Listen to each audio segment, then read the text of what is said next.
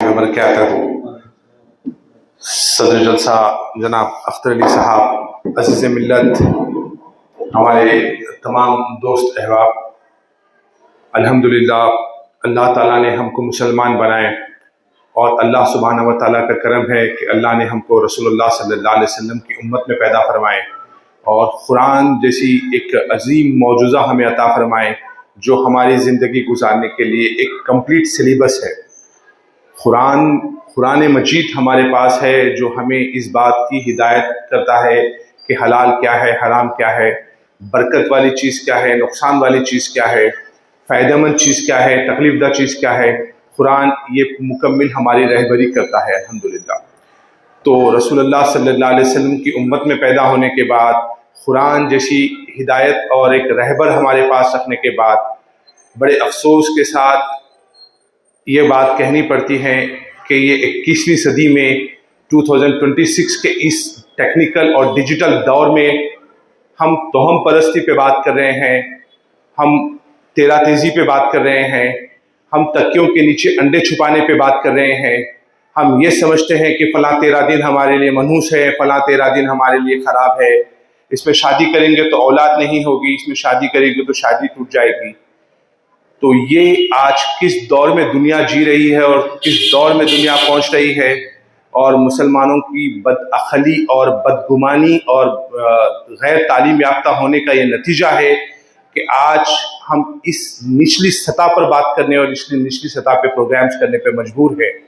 ہمارا کام یہ ہے کہ ہم اصلاح معاشرہ کا کام کرتے رہیں، جو برائیاں ہماری کمیونٹی میں، ہماری سوسائٹی میں پھیل رہی ہے اس کو روکنے کی کوشش کریں، اور جب تک انشاءاللہ ہم ہیں اس کے خلاف جدوجہد کرتے رہیں گے۔ اللہ سبحانہ و تعالیٰ نے 12 مہینے مقرر کیے ہیں، اور 12 مہینوں میں 4 مہینوں کو حرمت والے بنائے ہیں، اور اللہ نے یہ فرمایا کہ ہم نے ایک مہینے کو دوسرے مہینے پر فضیلت دی ہے۔ اللہ نے یہ نہیں کہا کہ ہم نے ایک مہینے کو بابرکت بنایا اور ایک مہینے کو منحوس کیا۔ اللہ نے بابرکت پورے 12 مہینے کو بنایا، اس میں 4 مہینوں میں حرمت دی، منحوس ہم بنا لیے اپنی مرضی سے۔ یہ ہماری توہم پرستی کی وجہ سے ہے، یہ ہماری بدگمانیوں کی وجہ سے ہے۔ دور جاہلیت میں یہ چیزیں ہوتی تھی، دور جہالت میں ایسے ہزاروں چیزیں ہوتی تھی، وہ جہالت کا دور تھا، علم نہیں تھا۔ تو اسی دور جہالت کو، جاہلیت کو ذہن میں رکھ کے، جاہلیت کو مین بیسس بنا کے اللہ تعالیٰ نے قرآن میں پہلی آیت اقرا کی اتاری تھی۔ اللہ تعالیٰ اپنی ربوبیت کی آیت ظاہر نہیں کرے، اللہ تعالیٰ اپنی وحدانیت کی آیت ظاہر نہیں کرے، کیونکہ زمانہ جاہلیت کا تھا تو ضرورت علم کی تھی، تو اللہ نے قرآن میں پہلی آیت کو علم کے تعلق سے چنا۔ اب آج بھی 1400 سال کے بعد بھی جاہلیت ہے، تو اس کا مطلب یہ ہے کہ آج بھی علم نہیں ہے، اور یہ تمام چیزیں کیوں ہو رہی ہے؟ علم کی کمی کی وجہ سے ہو رہی ہے، علم کی کمی کی وجہ سے ہو رہی ہے۔ قرآن سب سے بڑا رہبر ہے، اور قرآن پڑھنے کا ہمارے پاس معمول نہیں ہے۔ پڑھ رہے ہیں تو میتوں پہ پڑھ رہے ہیں یا گھر گھرانے پہ پڑھ رہے ہیں، اس سے زیادہ قرآن پڑھنے کا معمول نہیں ہے۔ تو یہ اسی وجہ سے آ رہی ہے سب چیزیں۔ صحابہ رسول اللہ کے پاس آ کے پوچھے کہ رسول اللہ سفر کا مہینہ کیا ہے، کیا منحوس ہے؟ تو صحابہ پوچھے کہ یہ کیوں پوچھ رہے ہیں؟ تو بولے کہ یہ مدینے میں، مکے میں جو مشرکین رہتے ہیں یہ اس کو منحوس سمجھتے ہیں۔ تو مجھے منحوس سمجھ کے کیا کرتے ہیں؟ تو وہ سفر نہیں کرتے۔ اچھا، اور کیا کرتے ہیں؟ اور کیا کرتے ہیں؟ تو شادی نہیں کرتے۔ اور کیا کرتے ہیں؟ تو فلاں فلاں چیزیں کرتے۔ تو رسول اللہ صلی اللہ علیہ وسلم خیبر کو فتح کرنے کے لیے نکلے تو سفر کا مہینہ تھا، تو خلاف خیبر جو فتح ہوا سفر کے مہینے میں ہوا۔ رسول اللہ پریکٹیکل کر کے بتائے کہ دیکھو اتنا بڑا قلعہ فتح ہوا اور اتنی بڑی فتوحات اسلام کے نصیب میں آئے تو سفر کے مہینے میں آئی۔ تو بولے شادی نہیں کرتے، تو اپنی بیٹی کی شادی سفر کے مہینے میں کر کے بتائے کہ حضرت فاطمہ سے زیادہ افضل دنیا میں کون عورت ہو سکتی ہے؟ حضرت فاطمہ سے زیادہ بیٹی اور کس کی ہو سکتی ہے کہ میری بیٹی حضرت فاطمہ سے بڑھ کے ہے؟ کیا عزیز ملت کی بیٹی حضرت فاطمہ سے بڑھ کے ہے؟ کیا صدر محترم کی بیٹی فاطمہ سے بڑھ کے ہے؟ رسول اللہ نے اپنی اولاد کی شادی سفر میں کر کے بتائے کہ کوئی منحوس نہیں ہوتا۔ تو وہ اتنی بابرکت شادی ہوئی کہ اس شادی کے جوڑے سے حضرت حسنین پیدا ہوئے۔ اس سے بڑی بابرکت اولاد کیا ہو سکتی کائنات میں؟ اور تو اس کے بعد حضرت زینب سے آپ نے خود نکاح کیا، یہ زمانے کو بتانے کے لیے کوئی چیز بے برکت نہیں ہوتی، کوئی چیز منحوس نہیں ہوتی۔ تو اللہ کے رسول پریکٹیکلی جواب دیا کرتے تھے۔ اللہ کے رسول کا ہر جواب آپ دیکھیں تو وہ پریکٹیکلی ہوا کرتا تھا الحمدللہ۔ اور اللہ کے فضل و کرم سے میرے کو اس بات کا اعزاز حاصل ہے کہ میری شادی فرسٹ سفر کو ہے الحمدللہ، فرسٹ سفر کو میرا نکاح ہوا تھا. تو یہ اچھی چیزیں ہیں انشاءاللہ. اگر ہم پریکٹیکل کریں گے, پریکٹیکل کر کے بتائیں گے, تو پریکٹیکل کر کے بتائیں گے تو پھر معاشرے میں چینجز آئے گی. ابھی اس عنوان سے آپ جلسہ رکھے, الحمدللہ میں مبارکباد دیتا ہوں ہمارے کنوینر صاحب کو, عزیز ملت کو. میں آتے وقت گھر میں اہلیہ کو بول کے آیا ہوں کہ اللہ نے 4 اولادیں دی ہیں, انشاءاللہ 4 کے 4 شادیاں 13 سفر سے پہلے کریں گے, پھر دیکھیں گے کہ کیسی منوست ہوتی ہے, نعوذ باللہ. تو ہمیں چاہیے کہ زبانی جمع خرچ کے بجائے ہم پریکٹیکل کر کے بتائیں, تو سوسائٹی میں ریولیوشن آئے گا, سوسائٹی میں چینجز آئے گی. حضرت عمر کو زہر دینے کے لیے ایک آدمی آیا, پکڑے گیا, پکڑ کے لے کے آیا, اس کے پاس سے زہر کی بوتل نکلی. عمر پوچھے یہ کیا ہے؟ تو بولا زہر ہے. تو اس سے پینے سے کیا ہوتا؟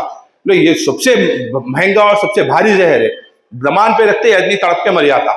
بوتل کھولے, بسم اللہ بول کے پی لیے, بوتل پھینک دیے, وہ کانپنا اسٹارٹ کر دیا. ارے عمر یہ کیا کر دیے؟ صحابہ بھی پریشان ہو گئے, آپ کے جو ساتھیاں تھے پریشان ہو گئے. تو بولے کیا تم ابھی اسلام قبول کر کے اتنا دور ہو گیا تمہارا, زمانے جاہلیت سے باہر آ گئے, اب تم مسلمان ہو, تمہارا ایمان ابھی بھی یہ ہے کہ زہر پینے سے مرتے؟ ارے مرتے اس وقت جب اللہ مارنے پہ آ جائے, موت اس وقت آئے گی جب اللہ موت دے, تو اس سے پہلے کوئی زہر کام نہیں کرتا. تو وہ تڑپ کے بے چین ہو گیا, اور حضرت عمر کے ہاتھ پہ بیعت کرا اور اسلام قبول کر لیا. دریائے نیل نہیں بہتی تھی. دریائے نیل جب فتح ہوا, دریائے نیل مصر جب فتح ہوا, تو وہاں سے وہاں کے گورنر نے خط لکھ کر عمر کو کہا کہ اب تو اسلام آ گیا ہے, ہم بہت پریشان ہیں. کیوں, کس بات پہ پریشان ہے؟ حضرت عمر نے پوچھا. تو کہا کہ دریائے نیل میں ہر سال ایک نئی نویلی نوجوان بچی کو دلہن بنا کر دریائے نیل کے اندر ڈال دیں تو پانی آتا ہے, ورنہ نہیں آتا. تو عمر پوچھے کب سے چل رہا؟ تو بولے زمانے سے چل رہا ہے. اچھا, لڑکی کو نہیں ڈالے دلہن بنا کے تو پانی نہیں آتا. تو ایک چٹھی لکھ کے دیے گورنر کے پاس, بولے کھول کے نہیں دیکھنا, اس کو دریائے نیل کے حوالے, دریائے نیل میں ڈال دو.